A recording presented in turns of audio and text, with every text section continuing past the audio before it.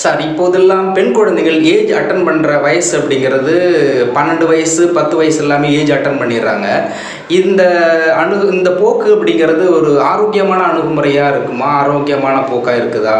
இதை பற்றி உங்களுடைய கருத்து என்னன்னு சொல்லுங்கள் டாக்டர். மிகவும் இளம் வயதில் பெண்கள் பருவமடைவது முழுக்க முழுக்க இயற்கைக்கு எதிரானது, தவறானது. இதனால் அவர்கள் மிகவும் பாதிக்கப்படுவார்கள். இப்போது உலகம் முழுசும் இதுதான் நடந்துட்டுருக்கு. Not only in India, throughout the world. The girls are attending age early. இதுக்கு என்ன காரணம்? பொதுவாகவே ஒரு சமுதாயம் நல்லா இருக்கணும் அப்படின்னா அந்த சமுதாயம் யாரால் ஆக்கப்பட்டது? ஆண்களாலும் பெண்களாலும் உருவாக்கப்பட்டது. ஆண்களாலும் பெண்களாலும் உருவாக்கப்பட்டது. ஆண் இல்லாமல் பெண் இல்லை, பெண் இல்லாமல் ஆண் இல்லை. அப்போது பெண் ஒரு ஆரோக்கியமாக இருந்தால் தான் ஒரு ஆணும் ஆரோக்கியமாக இருக்க முடியும், அந்த பெண்ணை சார்ந்த குடும்பமும் ஆரோக்கியமாக இருக்க முடியும், எல்லாமே ஆரோக்கியமாக இருக்க முடியும். அப்போ பெண் பாதிக்கிறாங்க அப்படின்னு சொன்னால் ஒட்டுமொத்தமாகவே எல்லாமே பாதிக்கும். அவர்களை சார்ந்திருக்கிற ஆண்கள் பாதிப்பார்கள், அவர் சார்ந்திருக்கிற குடும்பம் பாதிக்கும், எல்லாமே பாதிக்கும். இது ஒரு சாதாரண விஷயமாக எடுத்துக்கொள்ள முடியாது. இது ரொம்ப ஒரு சீரியஸான ஒரு விஷயம். ஆனால் இந்த விஷயத்தில் மக்கள் ரொம்பவும் அன்னவராக இருக்காங்க, ரொம்பவும் நெக்லிஜிபிளாக இருக்காங்க. இதை பற்றி ஒரு அவேர்னஸே கிடையாது.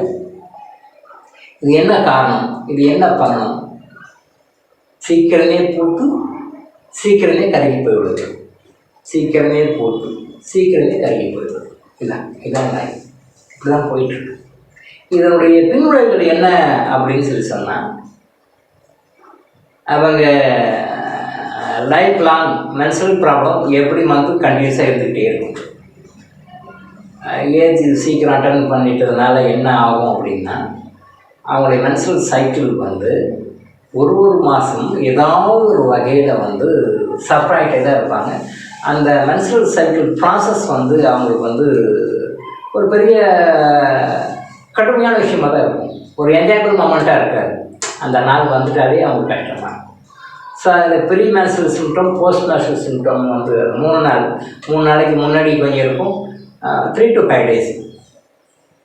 பொதுவாக மென்சஸ் 3 to 5 days. 3 நாளைக்கு கம்மியாக போனாலும் அது ப்ராப்ளம்னு அர்த்தம். 5 நாளைக்கு அதிகமாக போனாலும் ப்ராப்ளம் தான். 3 to 5 days ஆகும். பட் இதுக்கு முன்னாடி அந்த ப்ரீ மென்சுரல் சிம்டம்ஸ் வரும், போஸ்ட் மென்சுரல் சிம்டம்ஸ் வரும். மென்சஸ் முடிஞ்ச பிறகும் சில பிரச்சனைகள் இருக்கும், மென்சஸ் ஆரம்பிக்கு முன்னாடி சில பிரச்சனைகள் இருக்கும். எமோஷனலாக டென்ஷனாக இருப்பாங்க. அவங்க டென்ஷனாக எமோஷனாக இருந்தாங்கன்னா அவங்க சுற்றி இருக்கிற சூழ்நிலை என்ன ஆகும்? அவங்க சார்ந்திருக்கிற குடும்பம், அவங்களுடைய சார்ந்திருக்கிற குடும்ப உறுப்பினர் எல்லாமே டென்ஷன் ஆகும், எமோஷன் ஆகும். அப்போ அது என்ன ஆகும்? எனர்ஜி எல்லாமே அஃபெக்ட் ஆகும். ஸோ இது ஒரு பெண் ஏஜ் சீக்கிரம் அட்டன் பண்ணுறாங்க அப்படின்னா அதனுடைய பாதிப்புகள் ஒட்டுமொத்தமாக எல்லாருமே பாதிக்கும், பல வகையில் பாதிக்கும். மாணவியாக இருந்தால் அவங்க படிப்பு பாதிக்கும், ஆஃபீஸ் கோயர்ஸாக இருந்தால் அவங்களுடைய ரொட்டீன் ஆஃபீஸ் லைஃப் பாதிக்கும், ஹவுஸ் ஒய்ஃபாக இருந்தால் அவங்களுடைய ரொட்டீன் ஃபேமிலி லைஃப் பாதிக்கும். ஸோ எல்லாமே பாதிக்கும். பட் இதுக்கு என்ன பண்ணணும்? இது ஹவ் டு அவாய்ட் திஸ் அப்படின்னு அவராக இருக்காங்கன்னா, எனக்கு தெரிஞ்சு என்னுடைய அனுபவத்தில் 99% இக்னரண்ட்டாக தான் இருக்காங்க. இக்னரண்ட்டாக தான் இருக்கு. என்ன பண்ணுறது தெரியல. ஸோ என்ன பண்ணலாம்? நான் என்ன சொல்ல வரேன்னா, நம்பர் 1, முடிஞ்ச வரைக்கும் நான்வெஜ் கொடுக்காதீங்க.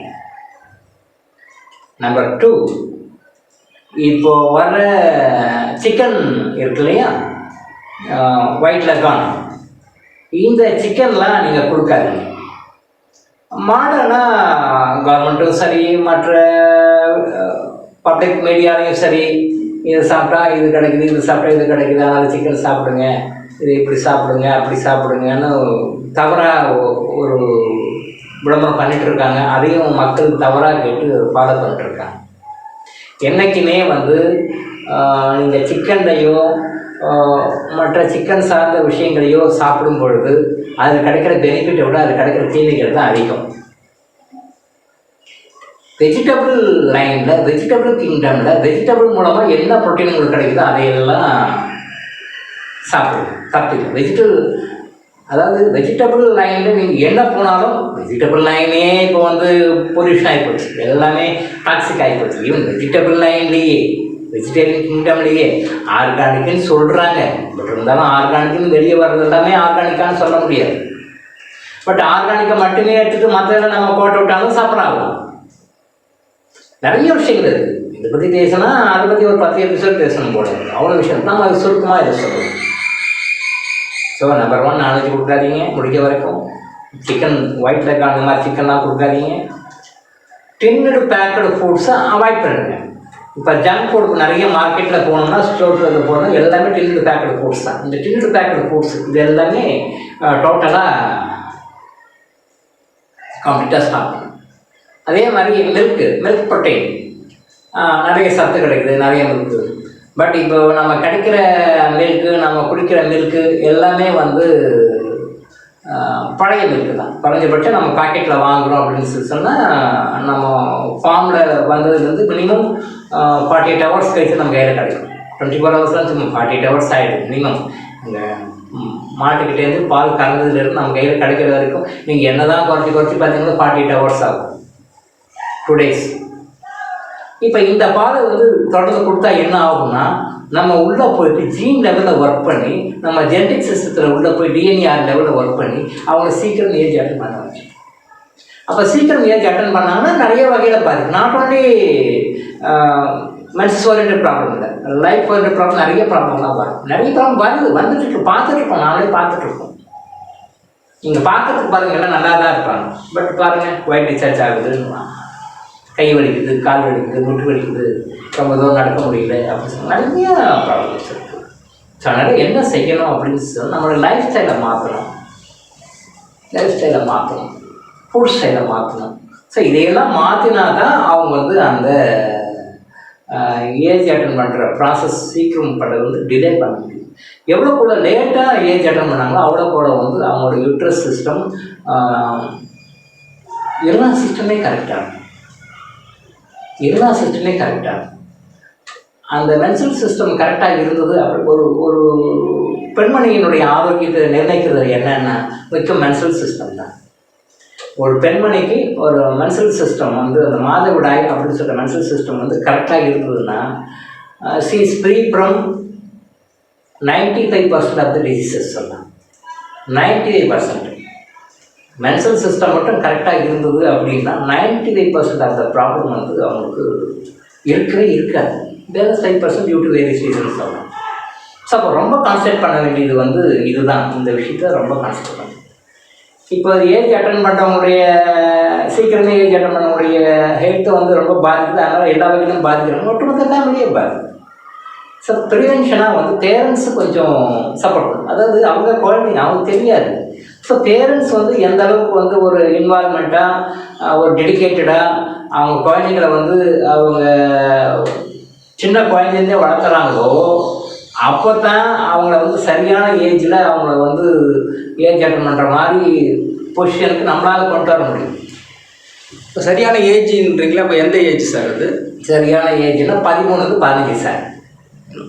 13 to 15 வயசு வரைக்கும் நார்மல். 13, 15 வரைக்கும் கூட இருக்கலாம். 15 up to 16 கூட போகலாம் சார். அதுக்கு மேலே போனால் ப்ராப்ளம்.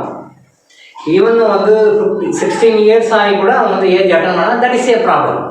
அது வந்து ஹார்மோன் ரிலேட்டட், அது வேறு problem. Hormone related internal matter வந்து கர்மா, எக்ஸ்டர்னல் மேட்ரு வந்து ஹார்மோன் இம்பேலன்ஸ் வரும். ஸோ அதுக்கு மேலே போனால் அது ப்ராப்ளம், அது பார்க்கணும், அது ட்ரீட் பண்ணணும்.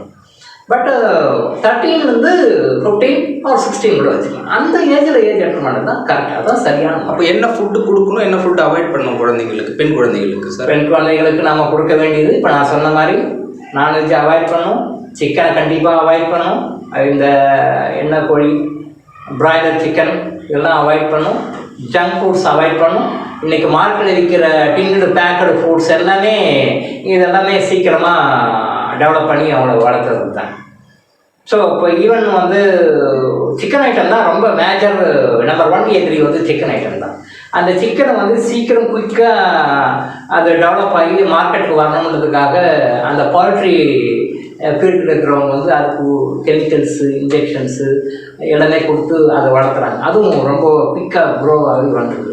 ஸோ அதை இவங்க வந்து என்ன பண்ணுறாங்க, நான் என் மகளுக்கு நான் ப்ரோட்டீன் கொடுக்குறேன், என் மகளை நல்லா ஆரோக்கியம் வளர்த்துறேன், நான் நல்லா ஹெல்த்தியாக வளர்த்துறேன்னு நினச்சிக்கிட்டு தாய்மார்களும் பெற்றோர்களும் அதை வாங்கி வாங்கி வாங்கி கொடுத்து இது உள்ளே போய் போய் போய் என்ன பண்ணுது, இவங்களுக்கு சீக்கிரமாக ஏஜ் அட்டன் பண்ண வச்சுது. கோழிக்கு மேட்டர் கிடையாது, கோழியை வளர்த்துறாங்க, ஷார்ட் டேர்மில் வந்து அதுக்கு ஃபீட் பண்ணுறாங்க, கெமிக்கல்ஸ் இன்ஜெக்ஷன் எல்லாம் ஃபீட் பண்ணுறாங்க, அது பதம் ஒரு ஷார்ட் பீரியடில் டெவலப் ஆகிடுது, அது வந்து காசு பண்ணிட்டு போயிடுறாங்க, அது முடிஞ்சு போயிடுது. ஆனால் ஒரு பெண் கோயிலுடைய வாழ்க்கை கோயிலுடைய வாழ்க்கையா, கோயிலுடைய வாழ்க்கையா பெண் கோயிலுடைய வாழ்க்கை இல்லையா, கோயிலுடைய வாழ்க்கை அது முடிஞ்சு போச்சு. அவங்க நல்லா இன்ஜெக்ஷன் கொடுக்குறாங்க, வளர்த்துறாங்க, ரைட் வந்து காசு பண்ணிட்டு போயிடுறாங்க. பட் அதை வாங்கி சிக்கனாக கொடுத்து வெரைட்டியாக சிக்கனாக கொடுத்து இந்த குழந்தை சாப்பிட்டுட்டு அது உள்ளே போய் ஹார்மோன் எல்லாம் இம்பேலன்ஸ் பண்ணி அதான் டோட்டலாக கெப்பாசிட்டி எல்லாமே உள்ளே இருக்கிற இன்டர்னல் சிஸ்டம் கெப்பாசிட்டிலாம் எல்லாம் கொலாப்ஸ் ஆகி சீக்கிரம் ஏஜ் அட்டன் பண்ணி அந்த சீக்கிரம் ஏஜ் அட்டன் பண்ணனால அவங்க நிறைய பல வகைகளை பாதிக்கிறாங்க, லைஃப் லாங் பாதிக்கிறாங்க. அவங்கள பாதிக்கிறாங்க, அவங்களுடைய பெற்றோருக்கும் பாதிக்கிறாங்க, குடும்பமும் பாதிக்குது, என்டையர் லைஃப் அவங்களுடைய என்டையர் லைஃப்பும் பாதிக்குது. ஸோ சீக்கிரமே மெனோபாஸ் அந்த மெனோபாஸ் பீரியட்லையும் சஃபரிங் ப்ராப்ளம். மெனோபாஸ் வந்து சாதாரணமாக நிற்கணும், அதுக்காக கஷ்டம்லாம் படுறது ரொம்ப அவசரமெல்லாம் பட தேவை. பட் மெனோபாஸுக்கு ஒரு பெரிய டிசீஸாக மாறிட்டு, அது பெரிய ஒரு ஹெல்த் ப்ராப்ளம், ஹெல்த் இஷ்யூ மாறிட்டு. ஸோ இதுக்கு எல்லாமே அடிப்படை காரணம் வந்து சீக்கிரம் ஏஜ் அட்டன் பண்ணுறதுக்கு உண்டான விஷயங்களை நம்ம தவறாக பண்ணிட்டு இருக்கிறது தான். ஸோ இந்த மாதிரி விஷயங்களை எல்லாம் வந்து அவாய்ட் பண்ணால் சாதாரணமாக 13 to 16 வயசுக்குள்ள நார்மலாக ஏஜ் அட்டன் பண்ணி ஹெல்த்தை வந்து எப்பயுமே ரிட்டைன் பண்ணி நம்ம லைஃப் தான் ஹெல்த்தியாக இருக்கிறதுக்கு வாய்ப்பாக இருக்குது. ஸோ ஏர்லியராக ஏஜ் அட்டன் பண்ணுறதை அவாய்ட் பண்ணுறதுக்கு என்னென்ன செய்யணுமோ அதை நீங்கள் கரெக்டாக லைஃப்பில் ஃபாலோ பண்ணி செய்யுங்க. இதை பற்றி நம்ம பின்னாடி தொடர்ந்து நிறைய விஷயங்கள் அடுத்த வீடியோவில் நம்ம போடுது. டாக்டர் இளங்கோ ஆயுஷ் ஹாஸ்பிட்டல் வழங்கும் விழிப்புணர்வு இது. தொடர்ந்து இது மாதிரி பல அவேர்னஸ் வீடியோக்களை பார்க்க நம்ம சேனலை சப்ஸ்கிரைப் பண்ணிவிட்டு பெல் பட்டனை ப்ரெஸ் பண்ணுங்கள்.